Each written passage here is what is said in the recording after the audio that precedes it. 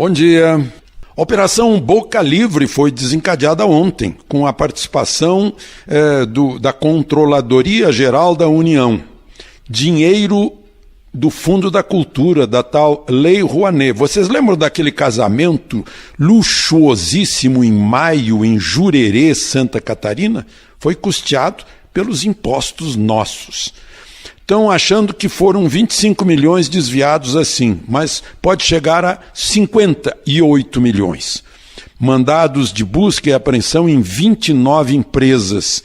A Operação Boca Livre, porque afinal o ministro da Justiça na época, quando viu o vídeo do casamento luxuosíssimo de gente que se conheceu em Bariloche, mas o pedido de casamento foi na ilha de Santorini, lá no Mar Egeu, né? E aí fizeram uma festança paga pelo Fundo da Cultura, vejam só, que é feito dos impostos de cada um, vale dizer, do trabalho de cada um. Senhor presidente, eu quero fazer um registro, e o meu registro é a operação feita pela Polícia Federal, que prendeu uma quadrilha que desviou 180 milhões na Lei Rouanet. Eu quero falar desse robalto, do mamatório da cultura e da Lei Rouanet. Essa lei, um dos indivíduos presos hoje pela manhã em casa, chama-se Felipe Amorim. Felipe é filho de Antônio Carlos Amorim Bellini, dono da Bellini Cultura, alvo da Operação Boca Livre. Por que está dizendo isso? Porque até o casamento desse rapaz, olha só, que absurdo, senador Jorge, até o casamento desse rapaz, a festa foi feita com o dinheiro da Lei Rouanet. Shows particulares de artistas absolutamente caros. Quando eu falo em se fazer a CPI da Lei Rouanet, é para chegar nesses bandidos que operam, onde a Polícia Federal chegou. Muita gente se espinha todo, achando que a Lei Rouanet é porque você quer desmoralizar a cultura. Aliás, nós precisamos entender realmente o que é cultura. Ninguém quer desmontar a cultura. Qual que é a cultura do Acre? Qual é a origem desse povo, culturalmente? As seringueiras, o seringal, e ali tem toda uma cultura folclórica, uma série de coisas. Como tem lá na Bahia, a capoeira, uma série de coisas. Aí você não sabe como é que Luan Santana libera 4 milhões para um show, Cláudia Leite libera 10 milhões, outro libera não sei o quê. Então você pega esses indivíduos que são operacionais, que são quadrilhas que montam esses projetos, que já tem quem trabalha para ser liberado e o trabalho para ser liberado de forma casadinha nas estatais. E o dinheiro então vai embora. Agora, sabe o que me assusta? É que a Polícia Federal faz uma batida como essa, depois de uma operação estudada, uma operação escutada com ordem judicial, uma operação trabalhada, prende a quadrilha, faz um desmonte, mostra esses 180 milhões de uma quadrilha com um patrimônio assombroso em cima do suor do povo brasileiro. E aqueles que, quando se falou em juntar o Ministério da Cultura com o Ministério da Educação, que não tem nada de mais nisso, não tem nada de moral nisso. Eles ficaram tudo espinhados. Aí ficaram invadindo o prédio do Ministério da Cultura por aí, onde tinha uma sala de cultura, eles invadiram para fazer protesto. Eu queria vê-los agora protestando. Eu queria vê-los agora postando nas redes sociais. Eu queria vê-los agora gravando vídeo, batendo palma para a Operação Boca Livre, que a Polícia Federal fez hoje pela manhã. Festa de casamento com suor, com dinheiro da cultura. Não, mas isso é renúncia fiscal.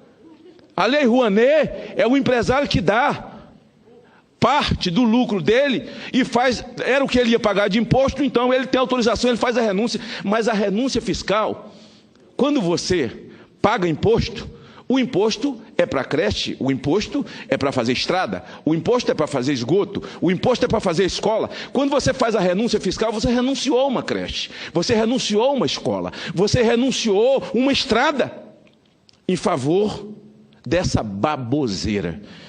Eu disse aqui quando fiz o meu discurso que eu ia respeitar a Câmara que havia colhido as assinaturas, mas disse que Maranhão, que é um homem de posição muito forte, o presidente interino da Câmara é um homem de muita posição, o que ele fala, ele não volta atrás, é um sujeito firmíssimo. Maranhão, Valdir Trapalhão Maranhão, essa semana ele marcou sessão, desmarcou 4 vezes já. Estão doidinhos os deputados, não sabem se compra passagem, se não compra, porque Maranhão some e só vai e volta. Vai, Maranhão, bumerangue, Valdir bumerangue, Maranhão, vai e volta, vai e volta, vai e volta. E não instalou a CPI ainda, senador Jorge. E eu, quando conversei com Vossa Excelência sobre isso, era aí que eu queria chegar, senador Jorge. Porque você não está aqui atrás de pegar o ministro. Há uma quadrilha que opera isso. Há uma quadrilha que opera isso. E quem comete crime tem que pagar. Então foi exatamente isso. Eu tenho 45 assinaturas de senadores. E posso ter 60 se eu quiser. E posso pegar 60, mas eu disse, vou respeitar a Câmara, porque eu estou chovendo no molhado. Convoca alguém lá, convoca alguém aqui. Se for, na verdade, uma composição mandrake, eu disse, nós vamos instalar a nossa aqui, porque nós precisamos ser um braço para a Polícia Federal. Porque sabe o que acontece? Você instala uma CPI como essa, a Polícia Federal tem que pedir quebra de sigilo para o juiz. E quando você tem uma CPI, você se torna o braço do Ministério Público da Polícia Federal, porque o plenário da CPI quebra o sigilo, sem depender de juiz, e acelera todo um processo. Por isso, mais uma vez, parabéns à Polícia Federal. Senhor presidente, está posto para o Brasil, a máscara caiu. Como é que tudo isso é operado? Como é que tudo isso é feito? Projetos para aquela comunidade indígena ou para aquela comunidade que difunde a cultura da capoeira ou a cultura não sei lá de quê, do bumba meu boi, esses chegam na quinta e eles jogam na sexta, porque não tem nenhum valor, mas de milhões para essas quadrilhas, certamente tudo é liberado. Então eu parabenizo mais uma vez a Polícia Federal. Encerro dizendo o seguinte, que dizia o senador Castro hoje pela manhã, não dá para pegar essa perícia da polícia, da consultoria do Senado, que foi feito para a comissão do impeachment, e ficar tratando ela como bucha de chiclete. Uma hora bota de um lado da boca, outra hora bota do outro lado da boca. A perícia, ela comprova realmente a omissão. Uma coisa é omissão e outra coisa é comissão, né? Ele disse, não houve omissão. Se houve omissão, não foi crime. Mas a presidente não assinou, não tem nenhum papel que a presidente assinou, mas está absolutamente comprovado de que, dizia Miriam Leitão hoje pela manhã, parece que estão morando em Marte. Todo mundo sabia e via que o Tesouro deixou de cumprir e pôs os bancos para cumprir um papel que era do Tesouro. Muito obrigado, senhor presidente.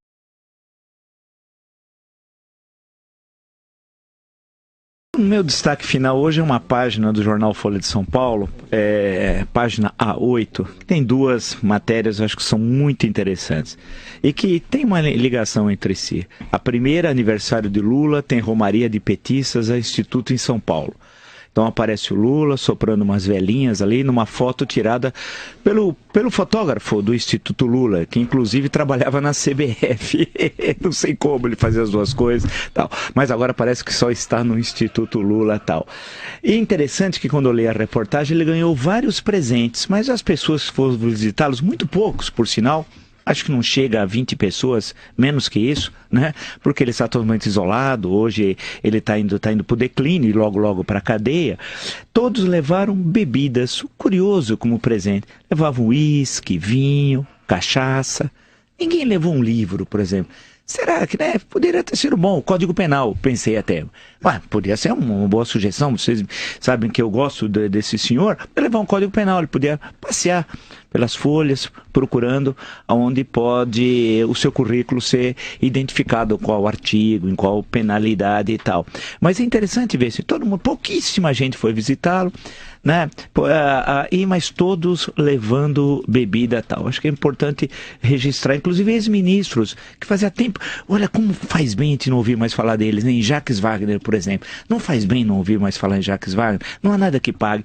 E o Aloysio Mercadante, sumidinho, grande, o homem da Pátria Educadora, né? Aloysio Mercadante. E o Alexandre Padilha, grande figura, impoluta figura, que também foi visitá-lo. Claro que tinha de estar uma pessoa que não trabalha também lá. Guilherme Boulos.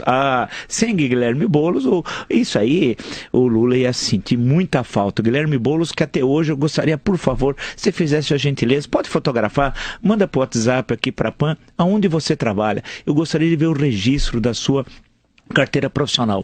E a outra matéria, logo abaixo, encontro de cientistas políticos demoniza a nova direita.